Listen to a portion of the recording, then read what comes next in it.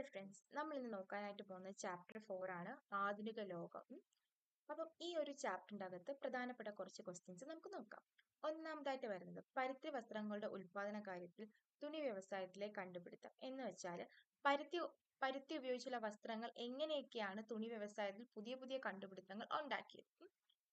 അപ്പോ വ്യാവസായിക വിപ്ലവം നമുക്കറിയാം. എന്താണ് വ്യാവസായിക വിപ്ലവം? മനുഷ്യന്മാരും മൃഗങ്ങളും ചെയ്യുന്ന ജോലി ആര് ചെയ്യാനായിട്ട് തുടങ്ങി? യന്ത്രങ്ങൾ ചെയ്യാനായിട്ട് തുടങ്ങി. ഇതിനെ നമ്മൾ എന്തെന്ന് പറയുന്നു? വ്യാവസായിക വിപ്ലവം എന്ന് പറയുന്നു. അപ്പം ഈ വ്യവസായ വിപ്ലവത്തിന്റെ ഭാഗമായിട്ട് ഇംഗ്ലണ്ടിൽ എന്ത് ചെയ്യാൻ തുടങ്ങി? കൂടുതലായിട്ടും ഉൽപ്പന്നങ്ങൾ ഉണ്ടാക്കാനായിട്ട് തുടങ്ങി. അപ്പൊ വ്യവസായ വിപ്ലവത്തിന്റെ ഫലമായിട്ട് ഇംഗ്ലണ്ടിൽ എന്ത് ചെയ്യാൻ തുടങ്ങി? കൂടുതലായിട്ടും ഇങ്ങനെയുള്ള യന്ത്രങ്ങൾ ഉപയോഗിച്ചിട്ടുള്ള വസ്ത്രങ്ങളും കാര്യങ്ങളൊക്കെ എന്ത് ചെയ്യാൻ തുടങ്ങി? നിർമ്മിക്കാനായിട്ട് തുടങ്ങി. ഇംഗ്ലണ്ടിൽ നിർമ്മിക്കാൻ വേണ്ടി തുടങ്ങിയ ആ സമയത്ത് വേറെ ഒരു രാജ്യത്തിലും ഇതിനെപ്പറ്റി ഒരു ഐഡിയ ഉണ്ടായിരുന്നില്ല. അപ്പൊ ഫസ്റ്റ് ഉള്ളത് എവിടെയാണ്? ഇംഗ്ലണ്ടിൽ മാത്രമാണ് ഇത് ഇങ്ങനെ യന്ത്രം വെച്ചിട്ടുള്ള തുണിയും കാര്യങ്ങളൊക്കെ ഉണ്ടാക്കിയത്. അപ്പൊ ഇതിനെ പറ്റിയിട്ടുള്ള ഒരറിവും വേറെ ഒരു രാജ്യത്തിലും ഇല്ല. അങ്ങനെ ഇരിക്കുന്ന സമയത്ത് 1789 സാമുവൽ സ്റ്റെയിൻ എന്ന് പറഞ്ഞ ആള്, പുള്ളിക്കാരൻ എന്ത് ചെയ്തു? പുള്ളിക്കാരൻ ഇംഗ്ലണ്ടിലുള്ള ഒരാളാണ്. പുള്ളിക്കാരൻ ഈ വിദ്യ അമേരിക്കയിൽ പോയിട്ട് അവിടെയുള്ള ആളുകൾക്ക് പറഞ്ഞു കൊടുത്തു. അപ്പം ആദ്യമായിട്ട് ഈ വ്യവസായ വിപ്ലവത്തിന്റെ ഫലമായിട്ട് ഇങ്ങനെ യന്ത്രങ്ങൾ ഉപയോഗിച്ചിട്ട് തുണിയൊക്കെ ഉണ്ടാക്കുന്ന കാര്യം ആർക്കേ അറിയാവൂ? ഇംഗ്ലണ്ടുകാർക്കേ അറിയാവുള്ളൂ. അപ്പം ഇംഗ്ലണ്ടിൽ നിന്ന് സാമുവൽ സ്റ്റെയിൻ എന്ത് ചെയ്തു? അമേരിക്കയിലേക്ക് പോയിട്ട് അമേരിക്കയിൽ ഈ വിദ്യ പറഞ്ഞു കൊടുത്തു.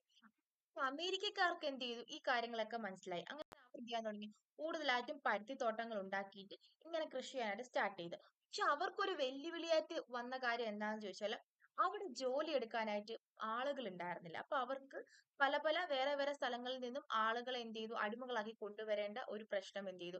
ആ കാലഘട്ടത്തിൽ ഉണ്ടായി. അങ്ങനെ ഇരിക്കുന്ന സമയത്ത് കുറച്ച് നാൾ കഴിഞ്ഞപ്പോൾ എന്ത് ചെയ്തു? ഈ ഒരു ടെക്നിക്ക് അല്ലെങ്കിൽ യന്ത്രങ്ങളുടെ കണ്ടുപിടുത്തം ഫ്രാൻസിലും അമേരിക്കയിലും ഒക്കെ എന്ത് ചെയ്യാൻ തുടങ്ങി? വ്യാപിക്കാനായിട്ട് തുടങ്ങി. കാരണം അവരും എന്ത് ചെയ്യാൻ തുടങ്ങി? യന്ത്രങ്ങൾ ഉപയോഗിക്കാനും യന്ത്രങ്ങൾ വെച്ചിട്ട് തുണിത്തരങ്ങളൊക്കെ നിർമ്മിക്കാനും അവർ സ്റ്റാർട്ട് ചെയ്തു. ഇംഗ്ലണ്ടിൽ നിന്ന് അത് അമേരിക്കയിലോട്ട് പോയി. അമേരിക്കയിൽ നിന്ന് ഫ്രാൻസിലേക്കും ജർമ്മനിയിലേക്കും എന്ത് ചെയ്ത്? വ്യവസായ വിപ്ലവം ഇങ്ങനെ സ്പ്രെഡ് ചെയ്തു. അങ്ങനെ ഇരിക്കുന്ന സമയത്ത് സാമുവൽ കോപ്പിൻസൺ എന്ന് പറഞ്ഞ ആള് സ്പിന്നിംഗ് വൂൾ എന്ന് പറഞ്ഞ ഒരു യന്ത്രം കണ്ടുപിടിച്ചു.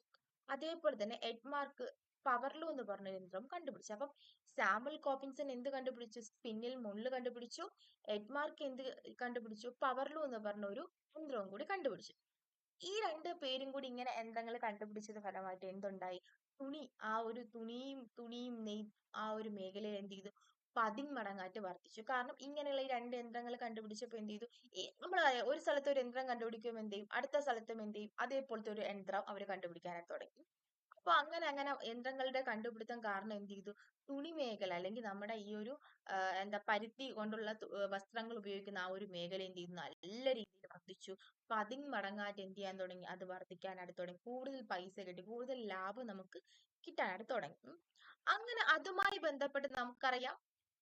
ബന്ധപ്പെട്ട് നമ്മുടെ ഒരു തുണി മേഖലയിൽ അല്ലെങ്കിൽ ഒരു വസ്ത്രനിർമ്മാണ രംഗത്ത് മെയിൻ ആയിട്ട് വരുന്ന കുറച്ച് കാര്യങ്ങളുണ്ട്. പ്രിന്റിംഗ് വരും, ബ്ലീച്ചിങ് വരും, ഡൈയിങ് വരും. തുടങ്ങിയ ചെറുകിട വ്യവസായങ്ങൾ എന്ത് ചെയ്തു? ഉയർന്നു വന്നു.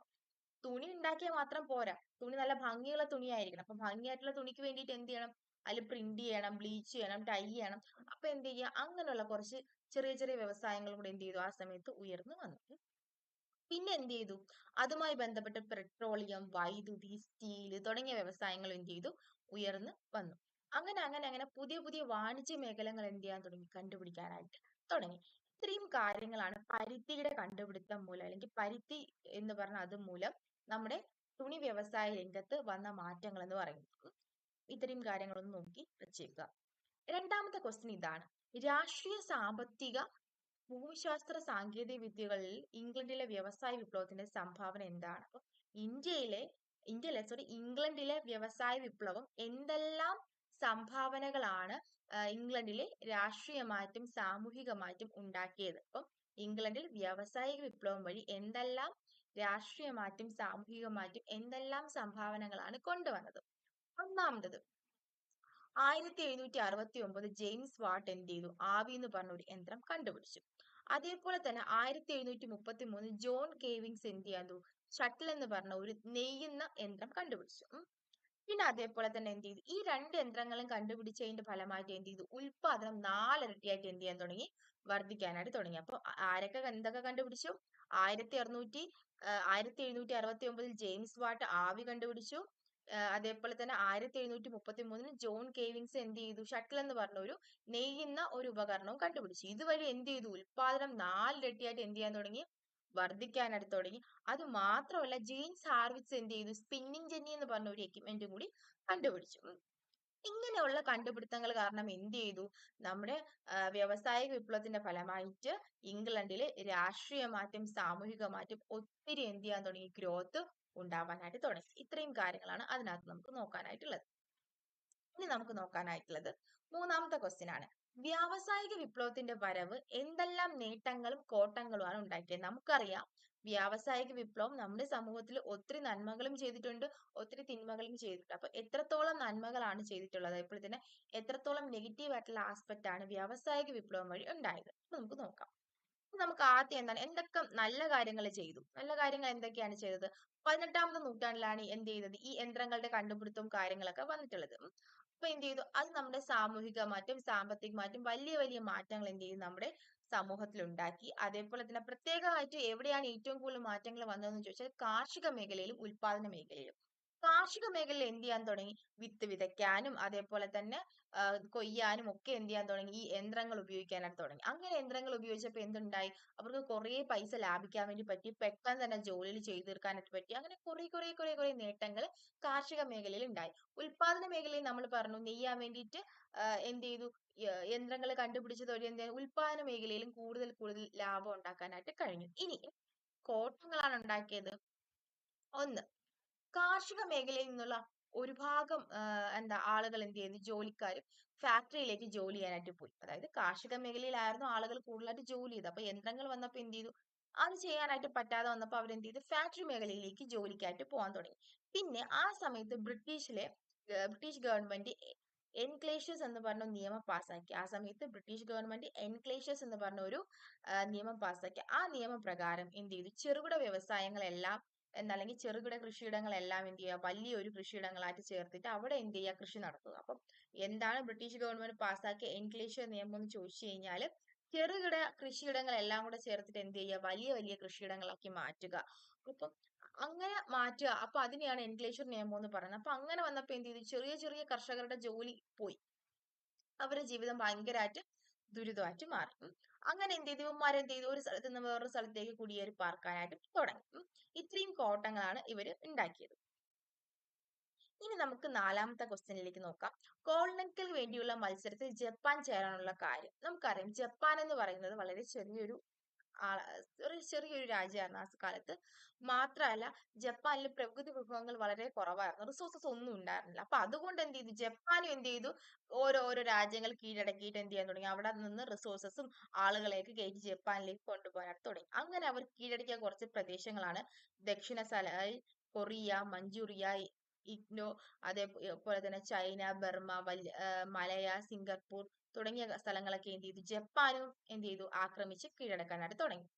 പിന്നെ നമുക്ക് നോക്കാനുള്ള പ്രധാനപ്പെട്ട ഒരു ക്വസ്റ്റ്യൻ ആണ്, കോളനികളുടെ മേലുള്ള സാമ്രാജ്യത്തിന്റെ കടന്നുകയറ്റം കൊണ്ടുള്ള ഗുണവും ദോഷവും. അതായത് എന്തുകൊണ്ടാണ് ഈ കോളനികൾ, നമുക്കറിയാം ഒരു രാജ്യക്കാര്, ഇപ്പം ഇന്ത്യ എന്ന് പറയുന്നത് ബ്രിട്ടന്റെ ഒരു കോളനിയാണ്. അങ്ങനെ കോളനി ആയിട്ട് വരുന്നത് വഴി എന്തെല്ലാം നന്മകളാണ് നമുക്ക് ഉണ്ടായത്, അതേപോലെ തന്നെ എന്തെല്ലാം ദോഷവശങ്ങളാണ് ഉണ്ടായത്. ഓക്കെ, നന്മ എന്ന് പറയുമ്പോൾ നമുക്ക് എന്ത് ചെയ്യാൻ തുടങ്ങി, ഇന്ത്യക്കാർ ഇപ്പം ബ്രിട്ടന്റെ കോളനിയായ ഇന്ത്യ അത് വെച്ച് സങ്കല്പിക്കാന്നുണ്ടെങ്കിൽ നമുക്ക് ഒത്തിരി നല്ല നല്ല കാര്യങ്ങൾ ഉണ്ടായി. ഒന്നെന്തായി, നല്ല റോഡുകൾ കിട്ടിയിട്ടുണ്ടായിരുന്നു, റെയിൽവേ കിട്ടിയിട്ടുണ്ടായിരുന്നു, ടെലിഗ്രാഫ്, ടെലിഫോൺ. ബ്രിട്ടീഷുകാർ പണിത റോഡ് ഇപ്പോഴും എന്താണ്, നമ്മൾ എത്ര എത്ര കഷ്ടപ്പെട്ടാലും പൊളിക്കാൻ പറ്റത്തില്ല. പക്ഷേ ഇന്ത്യക്കാർ ഇന്നലെ പണിയുന്ന റോഡ് നാളെയൊക്കെ ആകുമ്പോ എന്ത് ചെയ്യും, കുണ്ടും കുഴിയാവും. അപ്പൊ അത്രയ്ക്കും നല്ല നല്ല മാറ്റങ്ങൾ അല്ലെങ്കിൽ നല്ല നല്ല ഇന്നോവേഷൻസ് ആണ് ബ്രിട്ടീഷുകാർ ഇന്ത്യയിലേക്ക് കൊണ്ടുവന്നത്. ഇത് മാത്രമല്ല ആധുനിക വിദ്യാഭ്യാസം, നമ്മുടെ ഇംഗ്ലീഷ് വിദ്യാഭ്യാസം. അന്നത്തെ കാലഘട്ടത്തിൽ എല്ലാ ആളുകൾക്കും എന്താണ്, ഇംഗ്ലീഷ് വിദ്യാഭ്യാസം അറിയണമെന്ന് അവർ ആഗ്രഹിച്ചു. കാരണം അവർക്ക് നമ്മളുടെ അടുത്ത് കമ്മ്യൂണിക്കേറ്റ് ചെയ്യാൻ വേണ്ടിയിട്ടാണ്. ഇത് രണ്ടും വലിയ വലിയ മാറ്റങ്ങളാണ് നമ്മുടെ സമൂഹത്തിൽ ഉണ്ടാക്കിയത്. ദോഷവശങ്ങൾ എന്താണ്, കാരണം നമ്മുടെ വിഭവങ്ങളെല്ലാം എന്ത് ചെയ്ത് അവന്മാര് കൊണ്ടുപോയി.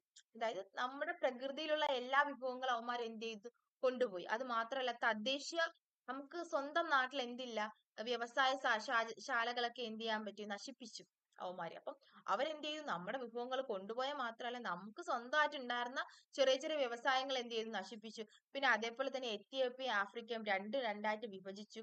പിന്നെ ആഫ്രിക്കയിൽ നമുക്കറിയാം, ആഫ്രിക്കയിലെ കാര്യം നല്ല കരുത്തുള്ള ആളുകളാണ്. അപ്പൊ കുറെ ആളുകൾ എന്ത് ചെയ്തു, അടിമകളായിട്ട് കൊണ്ടുപോയി.